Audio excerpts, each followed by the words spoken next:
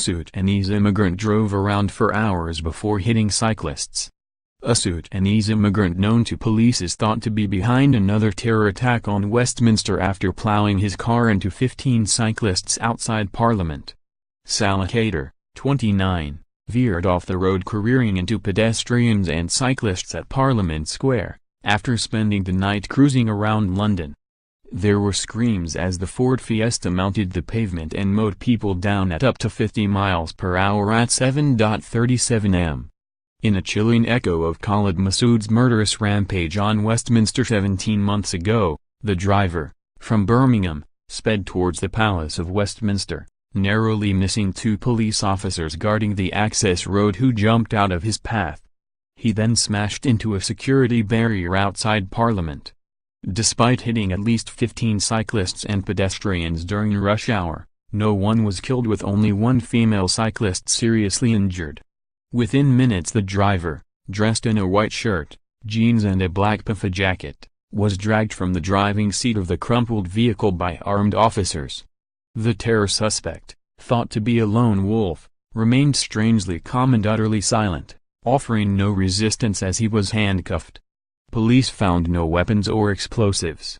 U.S. President Donald Trump today branded the London terror suspect an animal. The president has previously said Sadiq Khan was failing to tackle extremism and crime in the city, blaming high levels of immigration. The tycoon spoke out again shortly after 7:30 am in Washington and said on Twitter, "Another terrorist attack in London. These animals are crazy and must be dealt with through toughness and strength." Previously he said there were areas of London where police were scared to go because of extremism. Last night it emerged Khader, who was said to be of Sudanese origin, drove from his rundown flat in Hall Green, Birmingham, to London on Monday evening, arriving just after midnight.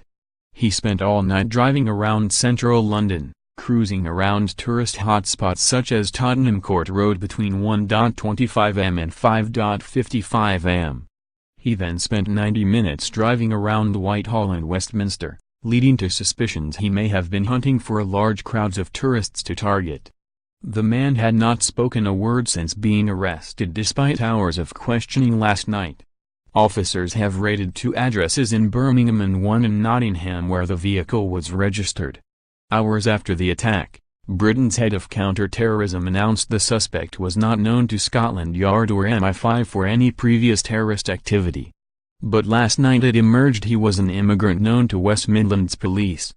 Security Minister Ben Wallace said the suspect was born in another country but had been given British citizenship.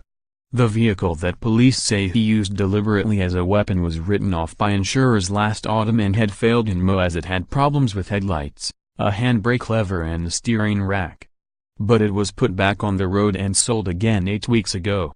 The attack was caught on CCTV showing the car swerve the wrong way down the road and veering across a pedestrian crossing through crowds of cyclists waiting at a set of traffic lights. The car involved in today's crash was a 2010 Ford Fiesta, first registered near Nottingham in March 2010. It has had 5 previous owners before the current keeper, who has only been registered to it since June 20. The car, which has a manual transmission, is valued at about £4,500 and has an estimated mileage of around 68,000. It previously failed in MO in 2015 due to issues with the front brake pad, front tire and front windscreen wiper. It was also said to have suffered serious structural damage last November and written off, but then passed its most recent MO this May.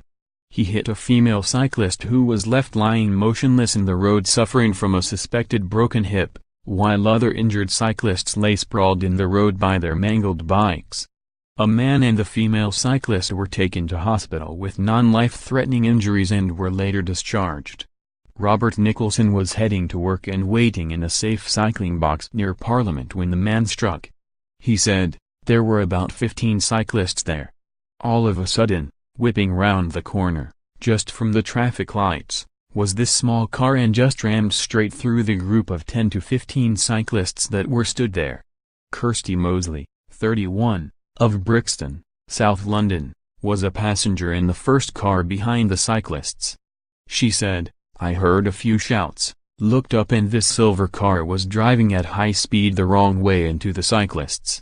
People were thrown everywhere. He had 2 hands on the steering wheel and he did not look back over his shoulder to look at the damage he'd created. He was just looking deadpan straight in front of him. Westminster was quickly locked down, with more than 200 officers flooding the area, including police super spotters dispatched to look for other attackers using their specialist skills to recognize when a person is displaying minute signs of anxiety. A large cordon was initially set up but police later announced there was no threat after ruling out the possibility of further attackers. Neil Basu, the Met's Assistant Commissioner Specialist Operations, said, "This appears to be a deliberate act. We're treating it as a terrorist incident." Home Secretary Sajid Javid has said we must keep an open mind about the suspected terror attack. He added, "The briefing I have received from counter-terrorism police and the security services is that work is ongoing and they are doing everything they can to find out more about the incident." Security measures around Westminster and on central London bridges were beefed up in the wake of terror attacks last year. Within days of the atrocity at London Bridge and Borough Market in June 2017, barriers were put in place on bridges including Westminster, Waterloo and Lambeth in a bid to stop terrorists mowing down pedestrians. Tactics for armed officers were also changed, with marksmen allowed to shoot at a vehicle being used in such an attack. Previously, firearms officers had the option of shooting at a moving car, van or lorry, but this was discouraged as it was felt it could increase the risk to the public. But the approach